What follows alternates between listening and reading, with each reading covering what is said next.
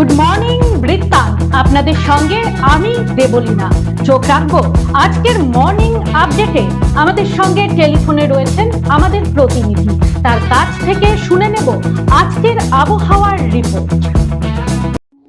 দেখো, উত্তরবঙ্গ কৃষি বিশ্ববিদ্যালয়ের আবহাওয়া দপ্তর যে বার্তা দিয়েছে তাতে কিন্তু আজ উত্তরবঙ্গের সর্বত্র আকাশ মূলত মেঘলা থাকবে, তবে আংশিকভাবে মেঘলা থাকার সম্ভাবনাও রয়েছে বেশ কয়েকটি জায়গায়।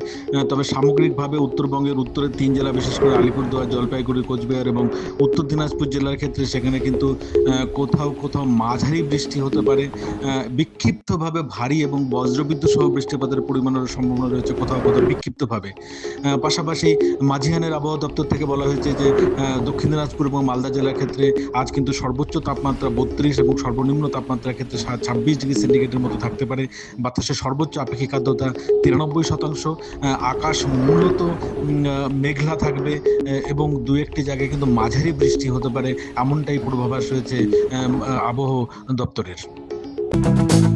দেখে নেব গত 24 ঘন্টার খবরের দুরন্ত আপডেট। মুখ্যমন্ত্রীর নির্দেশের পর হেমতাবাদ ব্লক জুড়ে শুরু হয়েছে বেআইনি মদ বিক্রির কারবার বন্ধের অভিযান। সোমবার রাতে অভিযান চালিয়ে ফের এক অবৈধ মদ কারবারিকে গ্রেপ্তার করে মঙ্গলবার আদালতে পেশ করে হেমতাবাদ থানার পুলিশ। বাজেয়াপ্ত করা হয়েছে প্রচুর পরিমাণে মদ। ধৃত ব্যক্তির নাম তাজিমুল হক, বয়স 39, বাড়ি হেমতাবাদ ব্লকের সমাজপুর এলাকায়। সোমবার গভীর রাতে হেমতাবাদ নিউ বাস স্ট্যান্ড এলাকা থেকে অবৈধ মদ সহ ওই ব্যক্তিকে গ্রেপ্তার করে পুলিশ। এই অভিযান লাগাতার চলবে বলেই জানিয়েছেন হেমতাবাদ থানার আইসি সমর রায়। ভাটল এলাকার নোনা নদীর ওপর অবস্থিত ভাঙা সেতুর কারণে দীর্ঘদিন ধরে চরম দুর্ভোগের শিকার হচ্ছেন স্থানীয় বাসিন্দারা। সেতুটি ভেঙে যাওয়ায় একাধিক গ্রামের যোগাযোগ ব্যবস্থা কার্যত বিচ্ছিন্ন হয়ে পড়েছে। নিত্যদিনের যাতায়াত, পড়ুয়াদের স্কুলে যাওয়া, কৃষিপণ্য পরিবহন এবং জরুরি পরিষেবা মারাত্মকভাবে ব্যাহত হচ্ছে।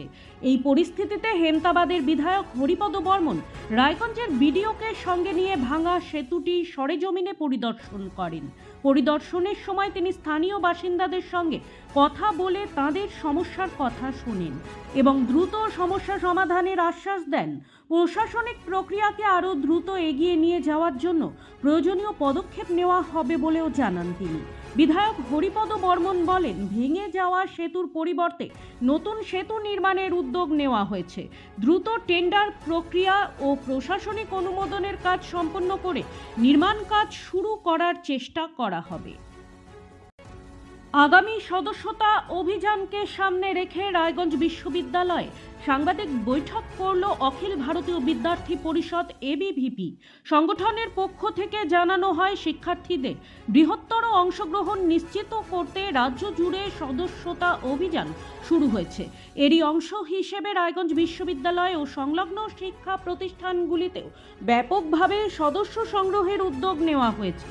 সাংবাদিক বৈঠকে এবিভিপি নেতৃত্ব জানান, সংগঠনের মূল লক্ষ্য ছাত্র সমাজকে শিক্ষা, জাতীয়তাবোধ, সামাজিক দায়বদ্ধতা এবং নেতৃত্ব বিকাশের মতো বিষয়গুলির সঙ্গে যুক্ত করা।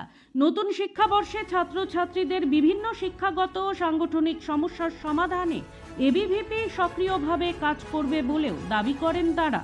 এছাড়াও বিশ্ববিদ্যালয় চত্বরে শিক্ষার পরিবেশ উন্নয়ন, ছাত্রছাত্রীদের বিভিন্ন পরিকাঠামোগত সমস্যা, ক্যাম্পাসে স্বচ্ছ ও গণতান্ত্রিক পরিবেশ বজায় রাখা এবং ছাত্র স্বার্থে ধারাবাহিক আন্দোলন চালিয়ে যাওয়ার অঙ্গীকারের কথাও তুলে ধরা হয়। মঙ্গলবার থেকে রাজ্য জুড়ে শুরু হলো অরণ্য সপ্তাহ কর্মসূচি। এক সপ্তাহ ধরে চলবে এই কর্মসূচি। এদিন দুপুরে হেমতাবাদে বিজেপির 2 নম্বর মণ্ডলের উদ্যোগে এই কর্মসূচি পালন করা হয়, যেখানে উপস্থিত ছিলেন বিজেপির হেমতাবাদ মণ্ডল সভাপতি বিপ্লব সরকার, যুব মোর্চা সভাপতি সুজিত কুমার সিং, সাধারণ সম্পাদক মলয় কুমার দাস সহ অন্যান্য বিজেপি নেতৃত্বরা। বিজেপির দলীয় কার্যালয়ের সামনে পথচলতি সাধারণ মানুষদের মধ্যে গাছের চারা বিতরণের পাশাপাশি শালবাগান এলাকায় বৃক্ষরোপণ করা হয় বিজেপির পক্ষ থেকে। উন্নয়নের সঙ্গে পরিবেশের ভারসাম্য বজায় রাখাই সরকারের লক্ষ্য বলে জানান বিজেপির হেমতাবাদ মণ্ডল সভাপতি বিপ্লব সরকার। প্রতিদিনের প্রতি মুহূর্তের খবরের আপডেট পেতে চোখ রাখুন নিউজ বৃত্তান্তের ফেসবুক পেজে। সাবস্ক্রাইব করুন নিউজ বৃত্তান্ত ইউটিউব চ্যানেলকে।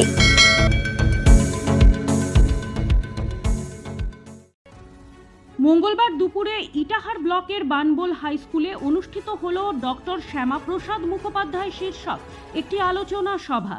এতে ডক্টর মুখোপাধ্যায়ের জীবনের আলোকে বর্তমান যুগে শিক্ষা নিয়ে বক্তব্য রাখেন রায়গঞ্জ বিশ্ববিদ্যালয়ের নিবন্ধক ডক্টর দুর্লভ সরকার। এছাড়া উপস্থিত ছিলেন স্থানীয় সমাজকর্মী বাসুদেব সরকার। তারা তাদের আলোচনায় একদিকে যেমন শ্যামাপ্রসাদের জীবনের নানাবিধ দিক তুলে ধরেন, তেমনি তার তৈরি করা নানান শিক্ষা কিভাবে ছাত্রছাত্রীদের চরিত্র গঠনে ভূমিকা পালন করবে সেগুলোও তুলে ধরা হয়। আলোচনা সভায় উপস্থিত ছিলেন স্কুলের নবম থেকে দ্বাদশ শ্রেণীতে পাঠরত ছাত্রছাত্রী এবং স্কুলের শিক্ষক শিক্ষিকারা। চিকিৎসা পরিষেবা ও বিশেষজ্ঞ চিকিৎসকদের তথ্য নিয়ে সাধারণ মানুষকে সচেতন করতে রায়গঞ্জের অ্যাপোলো ক্লিনিকে কমিউনিটি অ্যাওয়ারনেস ক্যাম্প অনুষ্ঠিত হয় মঙ্গলবার। স্বাস্থ্য সচেতনতা বৃদ্ধি ও সঠিক চিকিৎসা সম্পর্কে অবহিত করাই ছিল মূল উদ্দেশ্য। ক্যাম্পে ক্লিনিকের কর্ণধার ঋষভ সাহা সহ চিকিৎসকেরা জানান, অনেক রোগী সঠিক সময়ে উপযুক্ত বিশেষজ্ঞের পরামর্শ পান না। তাই কোন রোগে কোন বিশেষজ্ঞের কাছে যেতে হবে, কি পরীক্ষা করতে হবে এবং প্রাথমিকভাবে কিভাবে রোগ শনাক্ত করা যায় সে বিষয়ে তথ্য দেওয়া হয়। ডায়াবেটিস, হৃদরোগ, শিশু স্বাস্থ্য, স্ত্রীরোগ ও সাধারণ মেডিসিন সহ বিভিন্ন বিভাগের পরিষেবা নিয়েও আলোচনা হয়। পাশাপাশি নিয়মিত স্বাস্থ্য পরীক্ষা, সময়মতো চিকিৎসকের পরামর্শ এবং প্রতিরোধমূলক সচেতনতার গুরুত্ব তুলে ধরা হয়। আয়োজকদের মতে ভবিষ্যতেও এ ধরনের সচেতনতামূলক কর্মসূচি চলবে, যাতে মানুষ সঠিক চিকিৎসা সম্পর্কে আরও সচেতন হতে পারেন। ভারতের গণতান্ত্রিক যুব ফেডারেশনের রায়গঞ্জ মহকুমার কর্মী সভা মঙ্গলবার রায়গঞ্জের ছন্দম মঞ্চে অনুষ্ঠিত হয়।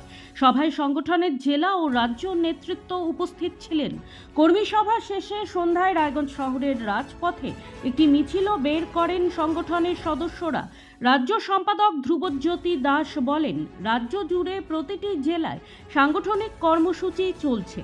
সোমবার চোপড়াতেও একই ধরনের কর্মী সভা হয়েছে। তার দাবি, এই কর্মসূচির মাধ্যমে বিজেপির বিরুদ্ধে লড়াইয়ে কর্মীদের ঐক্যবদ্ধ করা হচ্ছে। পাশাপাশি তিনি অভিযোগ করেন, তৃণমূল কংগ্রেস ও বিজেপি একসঙ্গে কাজ করছে এবং তৃণমূলের সাংসদরা এনডিএর সহযোগী হিসেবে যোগ দিয়েছেন। রাজ্যে বিজেপির সহযোগী নতুন তৃণমূল গড়ে তোলার চক্রান্ত চলছে বলেও দাবি করেন তিনি। এই পরিস্থিতির বিরুদ্ধে আন্দোলন অব্যাহত থাকবে বলে জানান ডিওয়াইএফআই নেতৃত্ব। গুড মর্নিং বৃত্তান্ত আজ এই পর্যন্তই। ঘরে বাইরে খবরে থাকুন, চোখ রাখুন নিউজ বৃত্তান্তে। নিউজ বৃত্তান্ত, হলুদ নয়, স্বচ্ছ।